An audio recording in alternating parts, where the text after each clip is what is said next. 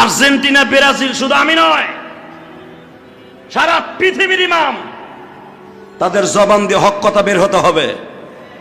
এই ব্রাজিল মুসলমানের দখলে ছিল, ইমাম বুখারীর এলাকা, ইমাম মালিকের এলাকা, এটা ইমাম মুহাম্মদ বিন হাম্বলের ব্যবসায়ী প্রতিষ্ঠানে এই ব্রাজিল হাজার হাজার মসজিদ বন্ধ করে রেখেছে এরা। দুই চারটা জাতীয় মসজিদে যে তোমরা ফেসবুকে দেখো, ইউটিউবে দেখো, এইটা যদি না রাখে তাহলে তার মুসলমান সমর্থন দেবে না, কাতার তাকে সমর্থন দিবে না। কারণ কাতার তো মসজিদের পাগল দেশ, সৌদি আরব মসজিদ পাগল দেশ। ওই দুই চারটা স্যাম্পল রাইখা দেখাই দিছে আমাকে দেশে মসজিদ আছে। কারণ আমরা উলামা একরাম জানি, কারণ ওই দেশ নিয়ে আমরা গবেষণা করে লেখাপড়া করছি। ব্রাজিল, সামারকান, ইটালি, যেটা এই যে তোমরা যেটা সমর্থন করো, আর একটা কি আর্জেন্টিনা। ইতিহাস জানেন আপনারা? ইতিহাস আগে জানেন এই আর্জেন্টিনা কোন দেশ? আর্জেন্টিনা কি? কলজা ফাইটা যায়।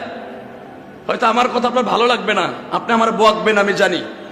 আমি এই কথা বললে আপনি আমার বকা দিবেন, কিন্তু আমাদের কথা সত্য মনে হবে যেদিন কবরে যাবেন। এই আর্জেন্টিনা হযরত ওমর রাদিয়াল্লাহু আনহু বিজয় লাভ করেছে। এই আর্জেন্টিনা নদীর পারে ওমর রাদিয়াল্লাহু আনহু, ওমর ইবনে আস আযান দিয়ে এটাতে ফাতেহ করছে। আজ থেকে কয়েকশো বছর আগে এই আর্জেন্টিনা বিজাতিরা নিয়ে গেছে, যেখানে প্রকাশ্যে আল্লাহ বলতে পারে না। এই নিয়েল মেসি যেটারে বলো, এই যে ম্যারাডোনার দল তোমরা করছো, ম্যারাডোনা না বুঝা করতেছেন। আসলে যদি ইসলাম নিয়ে ঘাটাঘাটি করতেন কোনোদিন করতেন না। এই ম্যারাডোনা দেখবেন যেগুলো বাচ্চা জন্ম দিয়ে গেছে, তার ইতিহাস খুলে দেখেন, একটাও বিয়ে করে নাই।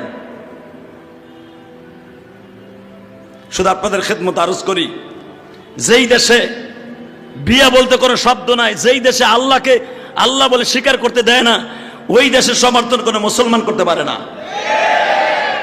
আর খেলা দেখতে যাইয়া ফজরের নামাজ কাজা করেন না, খেলা দেখতে যাই আসরের নামাজ কাজা করেন না। যেদিন খেলা হয় আসরের রক্ত হইলে তো আসরের নামাজ কাজা, মাগরিবের রক্ত হইলে মাগরিবের নামাজ কাজা।